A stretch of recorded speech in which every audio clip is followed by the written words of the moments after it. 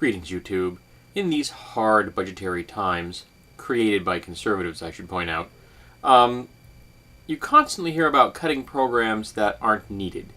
About things like welfare queens, the myth that has been around since the era of Reagan. Do you remember that welfare queen that Reagan talked about all the time? He talked about it in the domestic environment. He talked about it in the international community. You remember that welfare queen? A myth. A lie. Reagan lied. He lied and lied and lied and lied some more. Reagan was really good at lying. He had that wonderful, affable smile, and he looked like the kind of guy you'd want to hang out with, and he lied to everyone who would listen to him. Well, those lies are still around, and conservatives are constantly trying to cut programs that help Americans. And one of the favorite things they want to cut are food stamps, or more properly known today as the Supplemental Nutrition Assistance Program, or SNAP.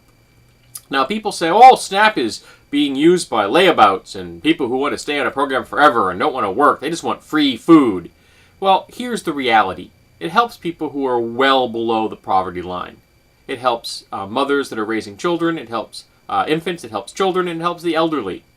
It helps people who need food. They have a 1% fraud rate, which is pretty darn good.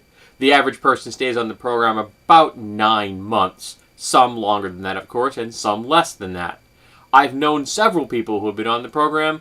I believe my ex-wife was on the program at one point because she was just too broke to find food.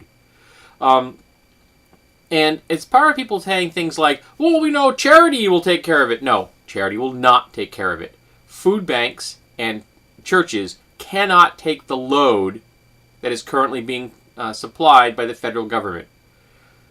Charities supply about $4 billion a year of relief to the American people. That's a lot of money, $4 billion. And you just say, okay, well, that's got to be enough to cover it. No, it isn't. Federal programs cover $96 billion. Okay? $96 billion. So if you were to wipe all these programs out, do you think that maybe private charity and things like that would fail miserably to make up that gap of $92 billion? Yes. Yes, they would. We need those programs. Those programs are vitally important to make sure that Americans do not go hungry. The most powerful nation on earth is arguing about nickeling and diming Americans into the grave. So, how about we stop doing that?